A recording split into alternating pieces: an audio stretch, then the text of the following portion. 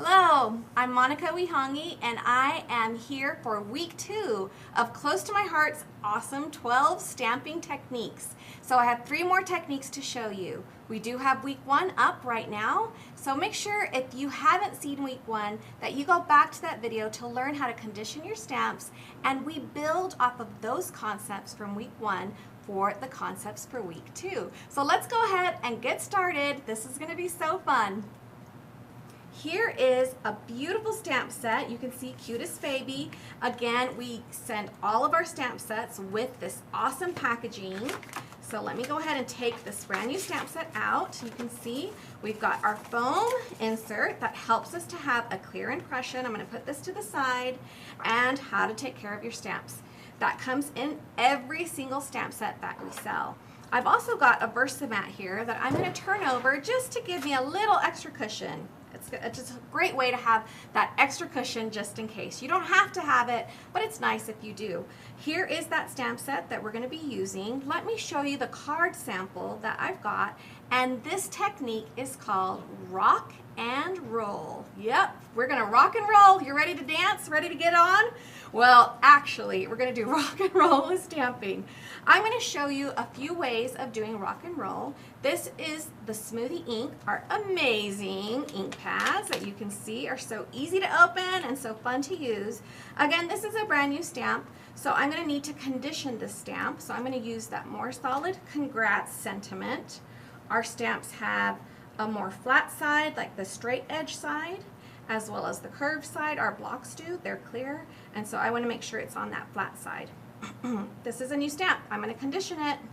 So I do it this way. Your instructions say you can practice stamping on scratch paper until you get that smooth impression. This is kind of like the shortcut way. So here we have our Smoothie Ink.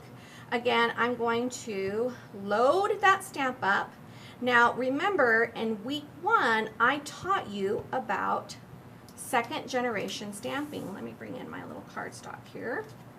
So we're going to do second generation stamping to do this technique. Here is my first solid stamping, right? The first generation. Now I'm going to flip that over, use the back side to show you. Oh, before I do, you can see right here. So I still have ink on it. While I still have ink on it in second generation, I'm going to take my ink pad and I'm going to roll and rock this design on the edges with my ink pad. The fact that there aren't some tall edges around the ink pad is a really nice thing because you can do this technique so easily. And I can see through the block and the stamp image to see that I have picked up more ink. So I'm just going to go one more time around, rocking and rolling. Okay, I'm ready to go put that down. So here you can see that rock and roll technique. And of course, the more you do, the more you have around the edges, right? So let me show you some other samples of what this technique can look like. All right, so this one you can see up close. Look how beautiful that is. That's done with flamingo ink direct, then with Smoothie Ink around the edges. So you can do 2 different types of ink, 2 different types of color of ink, I should say. This one here you can see is done with Nectarine is the color, and then Smoothie Ink around the edges. Now let's look at our sample again so you can see what using one ink color can do. So this is second generation, and then we rocked and rolled around the edges on our awesome ink pad with the same ink to get that beautiful edging. The more you rock and roll, the more ink you get. So it just depends on what look you're looking for, but lots of great ways to do this technique, rock and roll. Awesome. All right, let's go ahead and put these supplies away and bring in our next technique. The next technique is called Ombre Stamping. Yeah, that is so fun. Look how cute this is. So this is what Ombre Stamping looks like. Let me go ahead and bring in my ink colors and my stamp set that I need to use for this technique. We've got this adorable Nursery Days. We're going to use the baby block. I'm just going to show you how to do the bee so that you can see it pretty quickly, this technique, and how fast it comes together. I'm going to get my foam insert out of here, put it down. All right, let me bring in some sample paper just so that you can see how it works. The key with this technique is that you're going to need at least 2 ink colors. So for this one, we're using Glacier and Avocado. All right, let me bring in my block. So I've got this small block, which is great. You want to make sure as much as you can to try to fit your stamp within your block, okay? Because then it helps you to have good control over what you're stamping, as well as not picking up a whole lot of extra ink around the edges. So here I'm conditioning my stamp to make sure I've got that good smooth impression.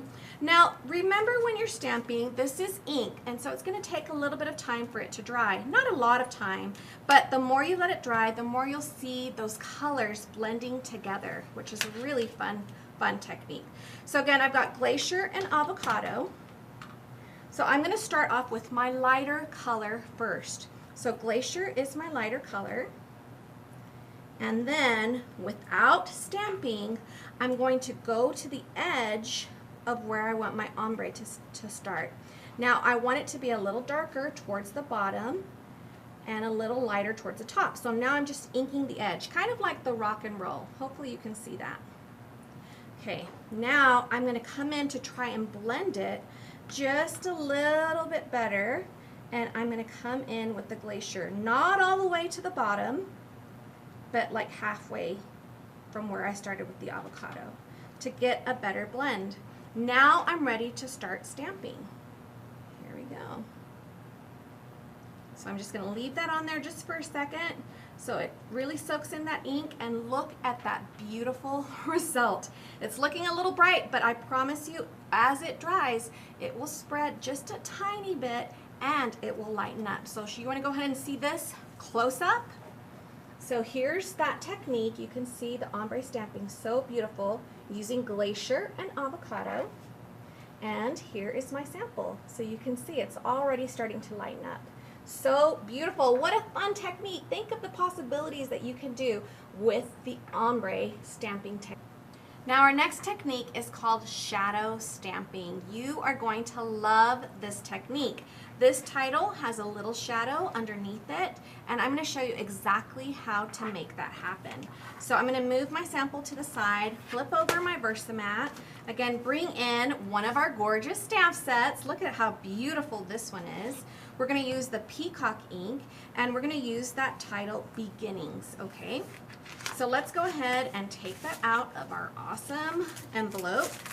I've got my foam. I'm going to put that down right here. I'm going to peel off Beginnings.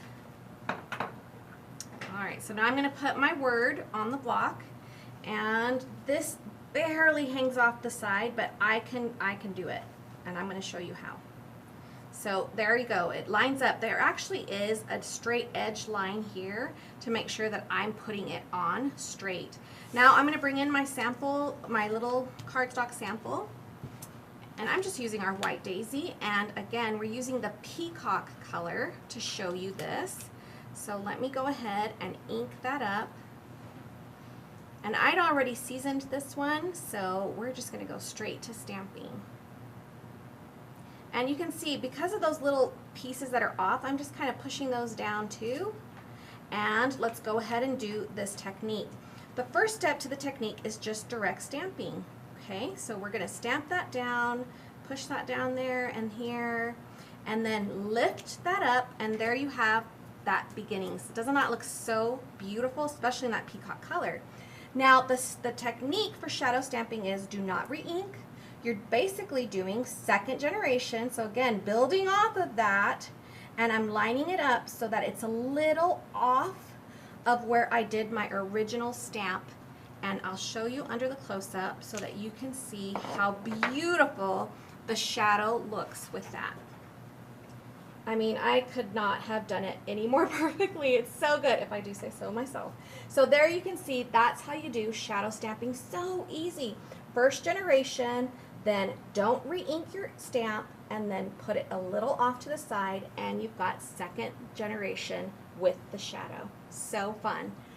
Wasn't that so much fun? Well, we have more techniques coming your way next week. Make sure to turn on all your notifications, and if you loved the products you saw in today's video, we'll be linking them below so that you can also do some of these amazing stamping techniques. We'll see you next week. Thanks.